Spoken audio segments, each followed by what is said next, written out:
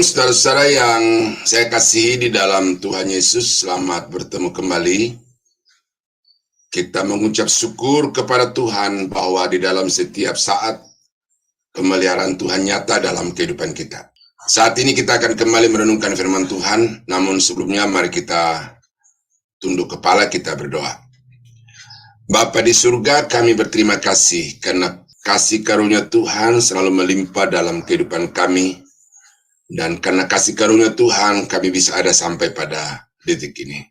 Tuhan, kami akan merenungkan firman-Mu. Kami mohon bimbingan Roh Kudus, supaya firman Tuhan yang akan kami renungkan hari ini, kami mengerti dan kami dapat jadikan sebagai tuntunan di dalam kami mengiring Tuhan dan melayani Engkau.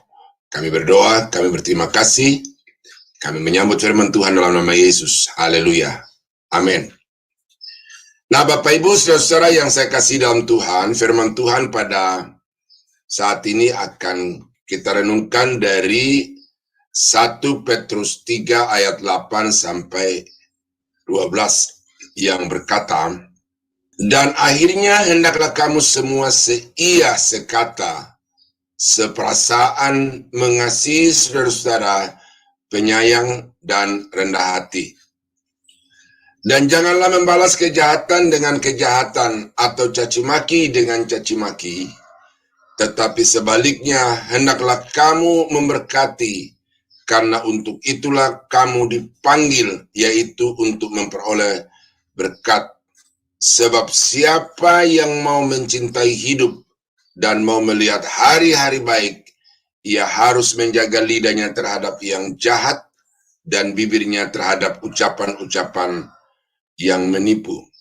Ia harus menjauhi yang jahat dan melakukan yang baik. Ia harus mencari perdamaian dan berusaha mendapatkannya. Sebab mata Tuhan tertuju kepada orang-orang benar dan telinganya kepada permohonan mereka yang minta tolong. Tetapi wajah Tuhan menentang orang-orang yang berbuat jahat. Dan ini adalah nasihat Rasul Petrus kepada jemaat Tuhan. Bagaimana jemaat Tuhan itu harus hidup supaya dia diberkati oleh Tuhan. Dan saya percaya Bapak Ibu bahwa kita semua juga sangat merindukan supaya berkat-berkat Tuhan akan selalu kita alami, nikmati di dalam hidup ini. Dan itu sudah merupakan janji. Tetapi untuk dapat menerima berkat-berkat Tuhan itu, ada persyaratan-persyaratan juga yang ditetapkan oleh Tuhan yang wajib untuk dipenuhi oleh setiap anak-anak Tuhan yang mendambakan berkat itu di dalam kehidupannya. Nah, di dalam ayat yang ke-10 dikatakan, siapa yang mau mencintai hidup dan mau melihat hari-hari baik. Nah, ini satu pertanyaan yang juga di dalamnya ada satu jawaban yang sudah dijelaskan oleh Petrus secara panjang lebar. Bahwa untuk dapat mengalami hidup yang dipenuhi dengan kebaikan-kebaikan Tuhan. Hari-hari hidup kita itu dipenuhi dengan kebaikan-kebaikan Tuhan. Maka dia harus melakukan apa yang disyaratkan oleh Tuhan di dalam tulisan ini. Nah, oleh karena itu saudara-saudara yang saya kasih dalam Tuhan, melalui tulisan ini kita akan belajar tentang orang Kristen yang hidupnya dipenuhi dengan kebaikan Tuhan. Ya, siapa yang mau mencintai hidup dan mau melihat hari-hari yang baik. Nah, saya percaya bahwa saudara dan saya adalah orang-orang yang mau mencintai hidup dan mau melihat hari-hari yang penuh dengan kebaikan Tuhan itu. Nah, tetapi untuk itu maka ada syarat-syarat yang diminta oleh Tuhan untuk kita capai dalam hidup kita. Yang pertama adalah hidup dalam kerukunan dengan sesama. Ya. Ayat yang ke-8.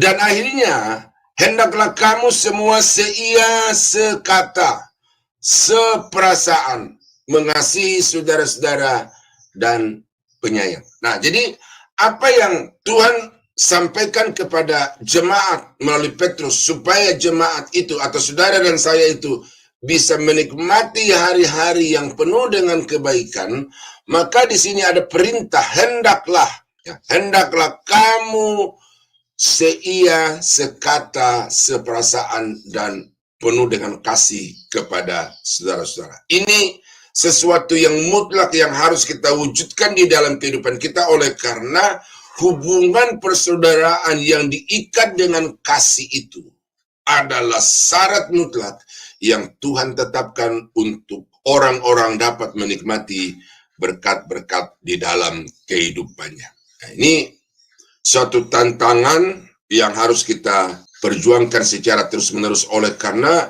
di dalam kenyataan hidup, ya, pertentangan itu nyata dengan jelas di antara sesama saudara-saudara. Hubungan kekeluargaan itu rusak di mana-mana di dalam masyarakat, di dalam warga gereja. Orang-orang yang percaya kepada Tuhan itu juga mengalami keretakan, bahkan kehancuran di dalam keluarga oleh karena banyak faktor. Nah, tetapi itulah yang menjadi syarat yang wajib untuk kita penuhi supaya kita dapat menerima berkat-berkat Tuhan.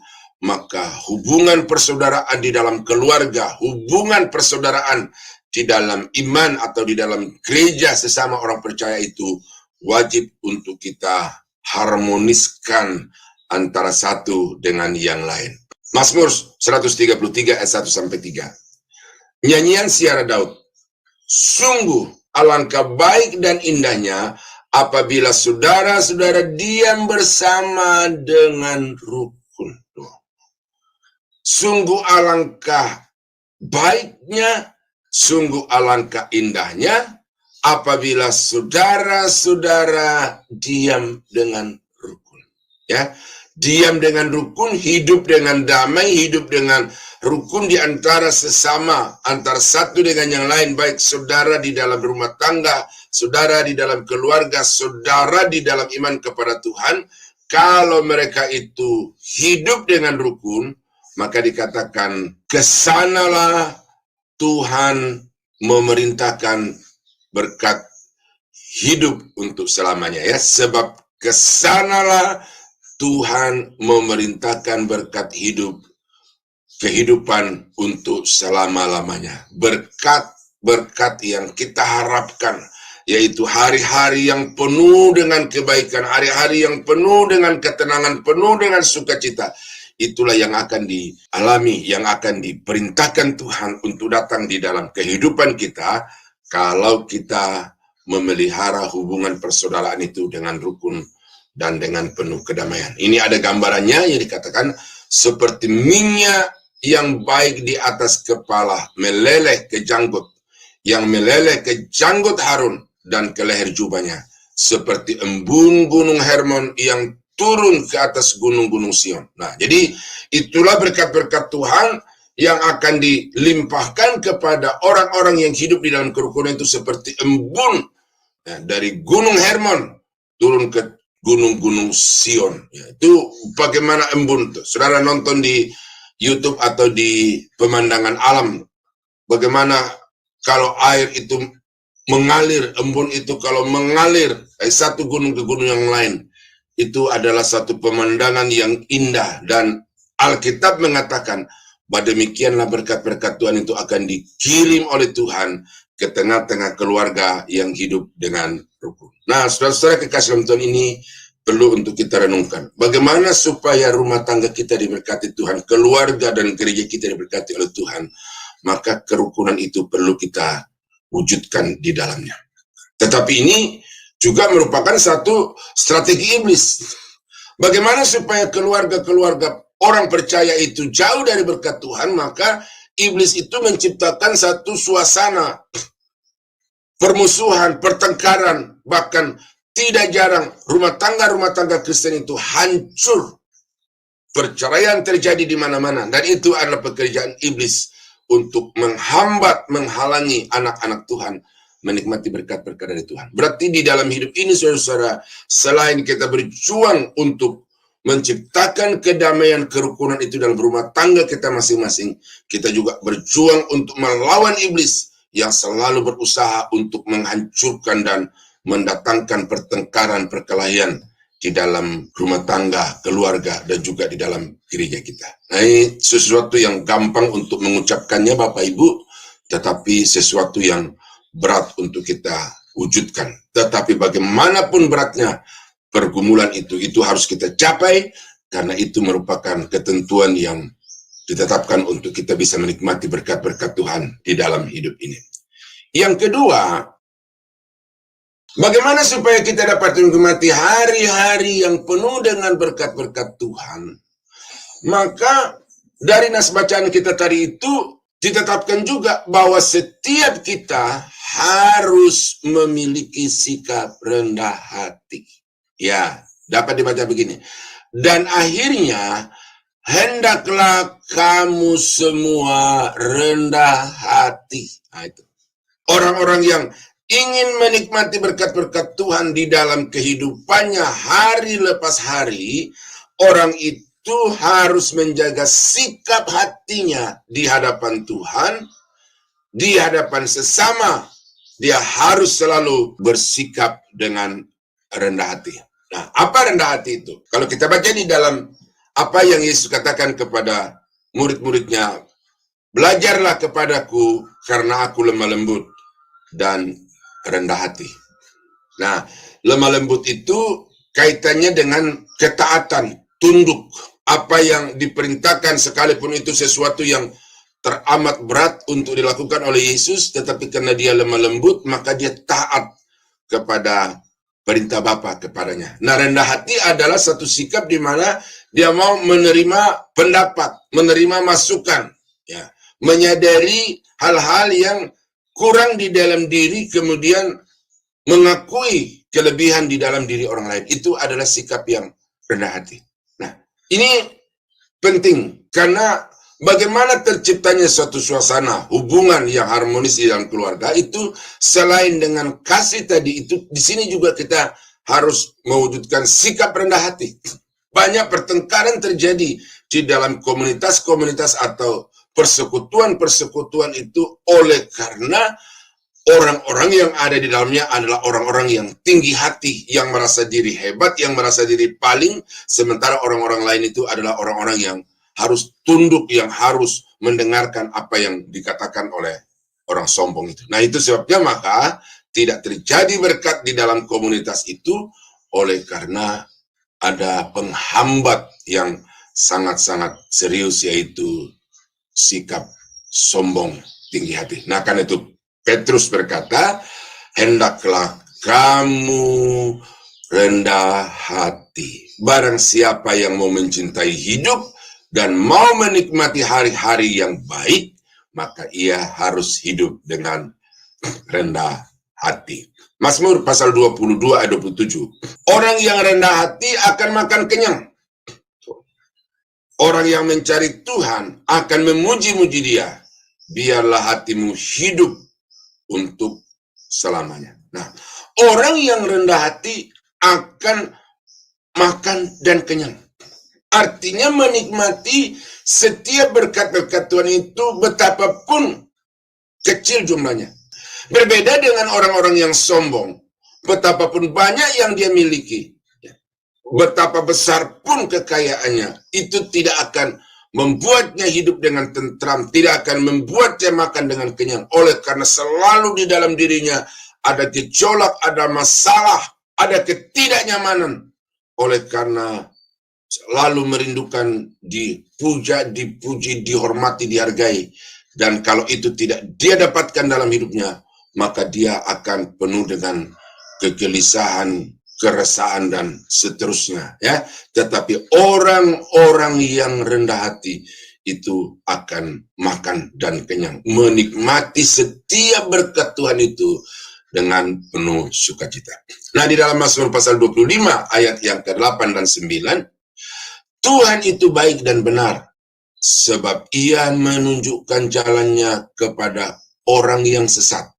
Ya, ia membimbing orang-orang yang rendah hati menurut hukum, dan ia mengajarkan jalannya kepada orang-orang yang rendah hati. Ya, Tuhan itu baik kepada semua orang. Ya, itu Sudah pasti itu. Tuhan tidak membedakan si A dari si B. Tuhan tidak membedakan suami dan istri.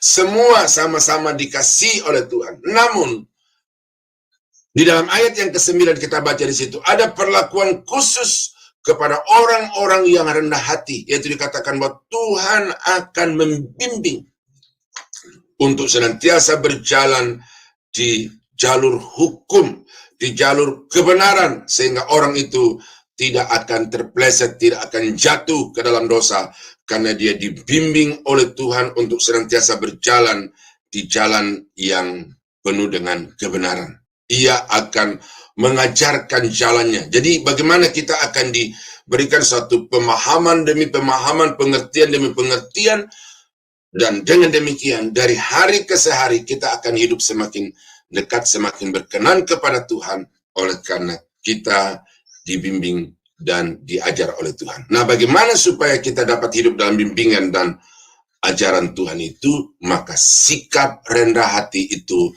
merupakan syarat yang mutlak. Nah, jadi saudara, dari dua ayat tambahan ini saya memperlihatkan kepada kita bahwa sungguh sikap rendah hati itu merupakan kesenangan Tuhan, kesukaan Tuhan yang membuat kita dapat berbeda dari orang lain di hadapan Tuhan.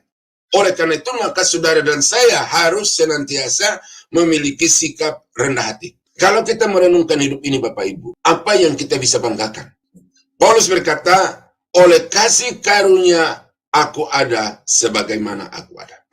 Dia berkata kepada jemaat, kamu harus senantiasa sadar, ya, bahwa semua yang ada di dalam hidupmu itu kamu peroleh adalah karena diberikan oleh Tuhan. Ya. Apakah yang kamu miliki yang tidak diberikan oleh Tuhan kepada kamu? Itu satu pernyataan yang tegas oleh Paulus untuk disadari oleh jemaat Tuhan, bahwa apapun yang kita miliki di dalam hidup ini itu adalah karena pemberian Tuhan. Bahkan udara yang saudara hirup setiap saat itu, seringkali kita menganggap itu sesuatu yang biasa, sesuatu yang alami begitu. Tetapi kalau saudara menyadari dengan sungguh-sungguh, sesungguhnya udara yang hirup setiap saat itu adalah pemberian Tuhan. Yang oleh karena itu kita harus sadar bahwa kalau bukan karena Tuhan yang memberi nafas hidup ini, maka kita sudah tidak akan ada di tengah-tengah dunia ini. Saya sering pergi ke rumah sakit, membesuk teman-teman, membesuk jemaat yang sakit atau keluarga-keluarga lain, dan saudara bisa melihat di sana bagaimana selang dari satu tangki ke hidung, kemudian satu tangki dari nafas itu atau dari udara itu betapa mahalnya saudara-saudara kekasih di dalam Tuhan. Ya. Jadi dengan kita pergi ke rumah sakit, dengan saya pergi ke rumah sakit melihat kenyataan itu, mau tidak mau saya harus berkata kepada Tuhan, terima kasih karena dimanapun saya berada, saya dapat menghirup udara segar dengan gratis, dengan bebas, tanpa harus bayar sedikit pun. Dan dengan itu, saya harus menyadari bahwa kalau saya bisa hidup sampai pada saat ini, itu karena pemberian Tuhan.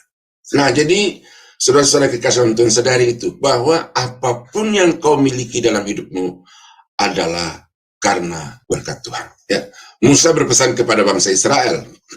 Dia berkata, apabila kamu sudah menduduki tanah yang dijanjikan itu, menikmati hasil-hasilnya dengan limpah-limpah, maka janganlah kamu lupa dan berkata, ya, karena kekuatanku, karena keperkasaanku lah aku bisa menikmati semua ini, kata Musa kepada bangsa Israel. Jangan kamu berkata seperti itu, tetapi kamu harus ingat bahwa karena Tuhan yang memberi kekuatan kepadamu, maka kamu dapat mengerjakan tanah itu untuk menikmati hasil-hasilnya. Nah, jadi saudara-saudara, di dalam hidup ini, ya, nafas yang kita hirup dengan bebas itu sesuatu yang harus kita sadari karena Tuhan. Kekuatan, ya, energi di dalam hidup kita ini, tenaga di dalam hidup kita ini, yang kita bisa bergerak kemana-mana, kita bisa melakukan apa saja yang bisa kita lakukan. Kita harus sadari bahwa itu adalah karena pemberian Tuhan. Karena dengan melihat orang-orang yang tergeletak, yang tidak lagi bisa berbuat apa-apa, harus digopong, harus dituntun, harus beri makan, minum ini dan itu, karena sudah tidak bisa makan dengan dirinya sendiri. Kita harus sadar bahwa karena kekuatan dari Tuhan, maka kita bisa ada seperti yang sekarang ini. Nah, jadi Bapak Ibu Saudara kasih Tuhan, dengan kita menyadari hal-hal yang seperti itu di dalam hidup kita secara benar, maka mau tidak mau kita harus menyadari bahwa aku ada sebagaimana aku ada. Itu semata-mata karena karunia Tuhan, maka itu sebabnya kita wajib untuk selalu mempersembahkan syukur kepada Tuhan. Nah, jadi orang-orang yang diberkati Tuhan di dalam setiap hari-hari hidupnya adalah orang-orang yang memiliki sikap rendah hati. Nah, karena itu saudara-saudara kekasih dalam Tuhan, melalui renungan ini saya menghimbau, janganlah menganggap diri lebih daripada orang lain, tetapi sadarlah bahwa engkau ada sebagaimana engkau ada itu semata-mata karena karunia Tuhan.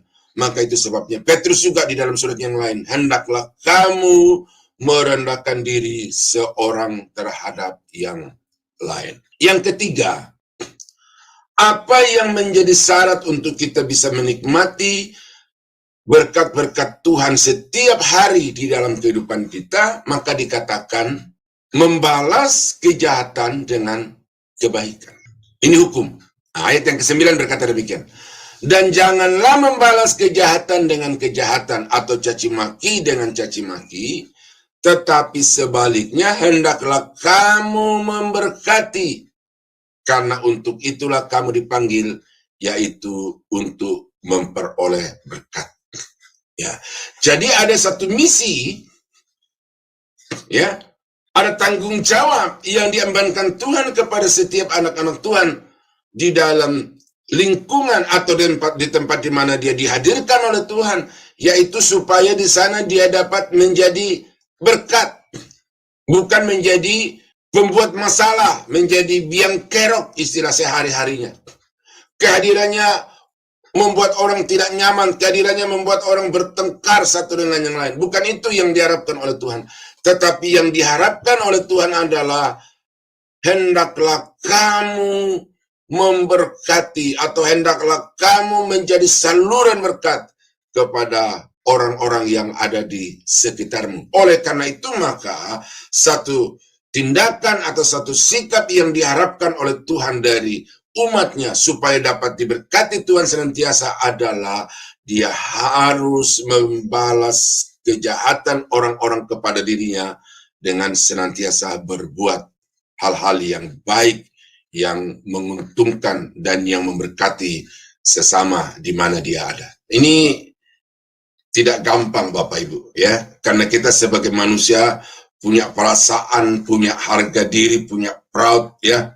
Kalau hal-hal yang bersifat pribadi itu disenggol atau disentuh oleh orang lain, maka secara refleks itu akan muncul dari dalam diri kita keinginan juga untuk membela diri, untuk mempertahankan diri dan lain sebagainya.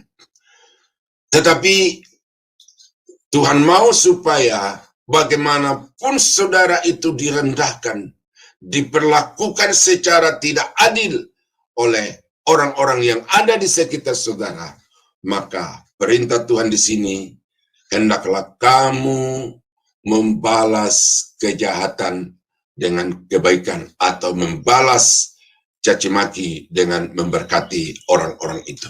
Ini sangat perlu, ya. Lukas pasal 6 ayat 35.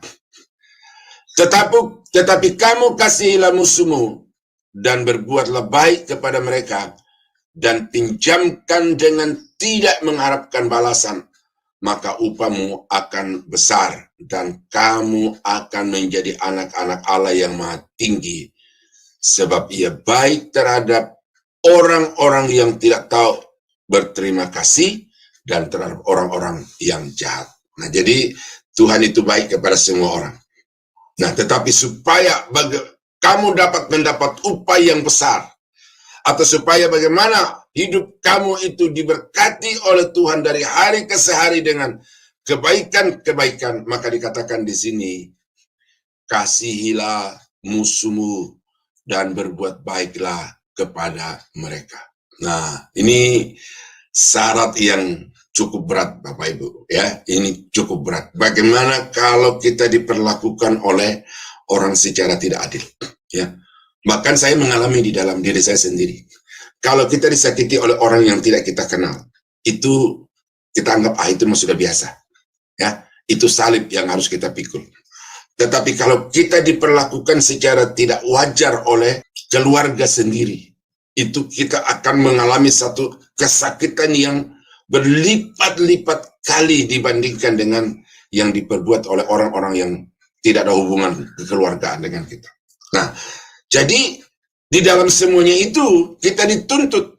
Ingat poin 1 tadi, ya, bahwa sungguh alangkah baiknya, sungguh alangkah indahnya kalau saudara bersaudara diam dengan rukun. Nah, kalau kita diperlakukan oleh keluarga dengan tidak benar, dengan tidak wajar itu, maka di sini perintah Tuhan, kasihilah musuhmu dan berbuat baiklah kepada mereka. Jadi kepada keluarga yang menyakiti kita berlipat-lipat kali ganda dibandingkan dengan perbuatan orang itu, kita harus juga mampu untuk membalas perbuatan-perbuatan mereka itu dengan kebaikan dan dengan memberkati. Ya. Roma pasal 12 ayat 17 sampai ayat yang ke-21. Janganlah membalas kejahatan dengan kejahatan, lakukanlah apa yang baik bagi semua orang. Itu sudah perintah itu. Ya. Sedapat-dapatnya kalau hal itu bergantung padamu, hiduplah dalam perdamaian dengan semua orang. Ya, kalau engkau tidak mampu untuk memberi sesuatu kepada orang lain, ya jangan sampai engkau menjadi penyebab masalah di dalam berelasi dengan orang-orang di sekitarmu itu. Saudara-saudaraku yang kekasih, janganlah kamu sendiri menuntut pembalasan, tetapi berilah tempat kepada murka Allah, sebab ada tertulis, pembalasan itu adalah hakku, akulah yang akan menuntut pembalasan, firman Tuhan. Tetapi jika seterumu lapar, berilah dia makan. Jika ia haus, berilah dia minum. Dengan berbuat demikian, kamu menumpukan bara api di atas kepalanya. Janganlah kamu kalah terhadap kejahatan, tetapi kalahkanlah kejahatan dengan kebaikan. Nah, jadi saudara, dengan kita mendapatkan berbagai referensi dari bagian-bagian Alkitab di dalam kitab-kitab tertentu ini, kita bisa menemukan bahwa sungguh berbuat baik kepada orang yang berbuat jahat kepada kita itu adalah satu perintah yang sangat diinginkan oleh Tuhan untuk kita wujudkan di dalam hidup ini, dan karena itu membalas kejahatan orang dengan perbuatan-perbuatan baik itu adalah syarat yang sudah ditetapkan oleh Tuhan untuk kita bisa menikmati hari-hari hidup yang penuh dengan berkat Tuhan ini. Nah, karena itulah saudara-saudara kekasih dalam Tuhan, saya menghimbau dari tempat ini supaya kita berusaha, kita berjuang, kita belajar, ya. Jangan membalas jahat dengan jahat, jangan membalas caci maki dengan caci maki, tetapi mari kita belajar untuk membalas kejahatan orang kepada diri kita dengan berbuat baik kepada orang-orang itu. Dan saudara-saudara, kalau kita baca di dalam suratan Paulus kepada jemaat di Roma, Tuhan itu tidak berdiam diri. Tuhan melihat semua perbuatan-perbuatan orang kepada kita. Tuhan mengetahui semua perbuatan-perbuatan kita kepada orang lain. Dan karena itu, Paulus berkata, jangan menuntut balas bagi dirimu sendiri, tetapi biarlah itu menjadi ranahnya Tuhan, menjadi haknya Tuhan, karena Tuhan yang berkuasa berdaulat untuk membalas kejahatan orang dengan hukuman, dengan murka. Nah, jadi saudara-saudara kekasih dalam Tuhan, ini 3 hal yang pertama yang saya sampaikan pada hari ini, bagaimana supaya saudara bisa menikmati hari-hari yang penuh dengan berkat Tuhan. Maka yang pertama, berjuanglah untuk menciptakan kerukunan, kedamaian di dalam setiap hubungan relasi saudara, baik dalam rumah tangga, keluarga, dalam gereja, atau di tengah-tengah masyarakat. Usahakan supaya senantiasa ada kerukunan. Yang kedua adalah miliki sikap rendah hati. Sadari bahwa dirimu ada karena anugerah Tuhan, dan karena itu jangan membanggakan diri oleh karena satu hal yang saudara miliki lebih daripada orang lain. Harus kita sadari bahwa semua yang kita miliki itu kita terima karena pemberian Tuhan. Dan yang ketiga, bagaimana supaya kita diberkati Tuhan senantiasa, maka mari kita berbuat baik kepada semua orang. Tidak peduli orang itu mau berbuat baik atau berbuat jahat kepada kita, yang menjadi tanggung jawab kita adalah kita berbuat baik kepada semua orang, khususnya juga kepada musuh-musuh kita. Nah, kiranya renungan firman Tuhan pada pagi hari ini dapat menjadi berkat bagi Bapak Ibu, dan kiranya hari-hari Ibu juga senantiasa dipenuhi dengan berkat-berkat Tuhan. Mari kita tunduk kepala, kita berdoa. Bapa di surga, terima kasih kami sudah merenungkan firman-Mu. Kami berterima kasih bahwa ada hal-hal yang wajib untuk kami lakukan dalam hidup ini, supaya janji-janji-Mu juga dapat menjadi nyata di dalam hidup kami. Karena itu kami mohon Bapa, kuatkan, teguhkan kami dengan kuasa Roh-Mu dan dengan firman-Mu, supaya kami mampu untuk melakukan apa yang Engkau sudah tuntut dari kami pada hari ini, supaya kami diberkati Tuhan. Terima kasih Bapa, kami berdoa berterima kasih untuk firman-Mu, di dalam nama Yesus Tuhan dan Juru Selamat kami. Haleluya. Amin. Tuhan Yesus memberkati.